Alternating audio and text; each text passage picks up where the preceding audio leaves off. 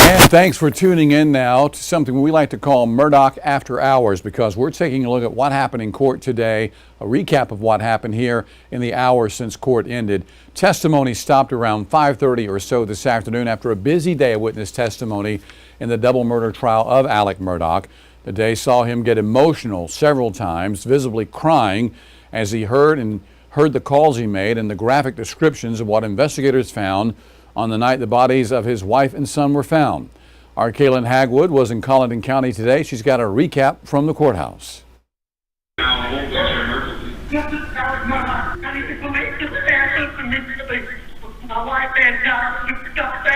A 911 call outlines the moments after prosecutors say Maggie and Paul Murdaugh were found shot dead at their family estate.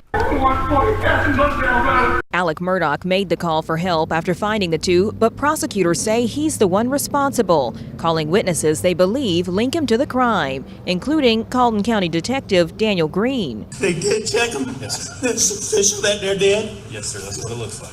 When you observed these victims, was it obvious that they had injuries incompatible with life? Yes, any reasonable person that came upon those bodies would have come to a conclusion that they were deceased. But attorneys for Murdaugh say he's a loving father and spouse, with Murdaugh at times appearing emotional when graphic details of their deaths were shared. Barry McCoy is with the Colleton County Fire Rescue. That is the body of Paul. He is laying down with, you can see there's substantial damage to his head with a lot of blood around his head.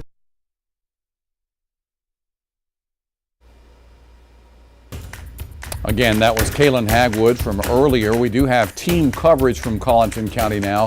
Sam Perez has a look at testimony from Captain Jason Chapman with the Colleton County Sheriff's Department. Now, he spent the longest time on the stand today answering questions about footprints, tire tracks, and his interactions with Murdaugh on the night the bodies were found. I'm Sam Perez in Walterboro. Today, Captain Jason Chapman with the Colleton County Sheriff's Department took the stand for hours. He answered questions from both the prosecution and the defense about what he did the night he responded to the crime scene. Again, I mean, he was emotional. The stress on his face. I didn't see him cry.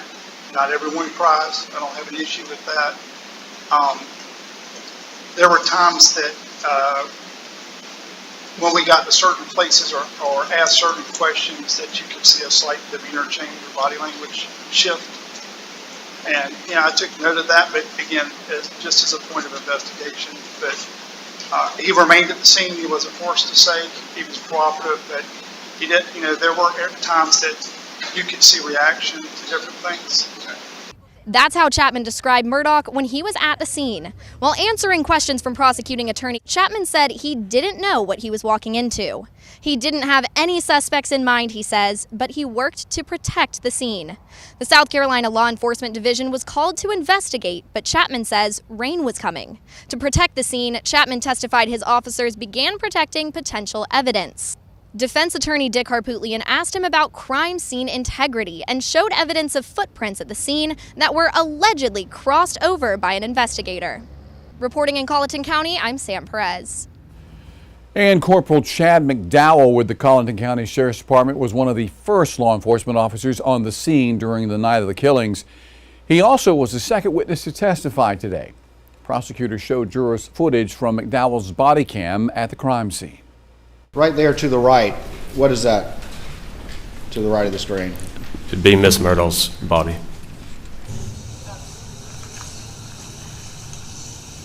Maggie Murdaugh. Margaret Brandstetter Murdaugh.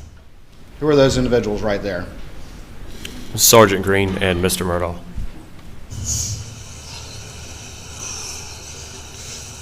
How you doing? What did the defendant say to you right there? He said, "How are you doing?" Did you know him? No, sir.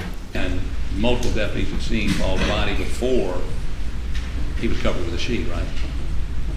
Myself, Sergeant Green did. Okay. Were y'all, in your presence, any of the other officers with you there that night, did any of them discuss this as a possible murder-suicide? It's possible. It's not to my recollection. Again, Sam Perez, when they were hinting around at a murder-suicide, they were looking for a weapon perhaps under one of the bodies. That weapon was never found. Our Rachel Ripp breaks down key takeaways from today's witnesses. Green was questioned by prosecutors about Murdaugh and how he acted when arriving to the scene. Green explained he did not cry, but was visibly anxious. And we apologize for not having that report. We're having some technical issues. You can continue to watch full coverage of the Alex Murdaugh double murder trial.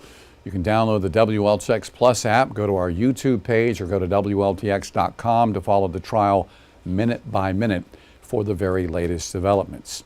And if you're wondering how exactly to watch on WLTX Plus, all you have to do is download the WLTX Plus on Roku or Amazon Fire device.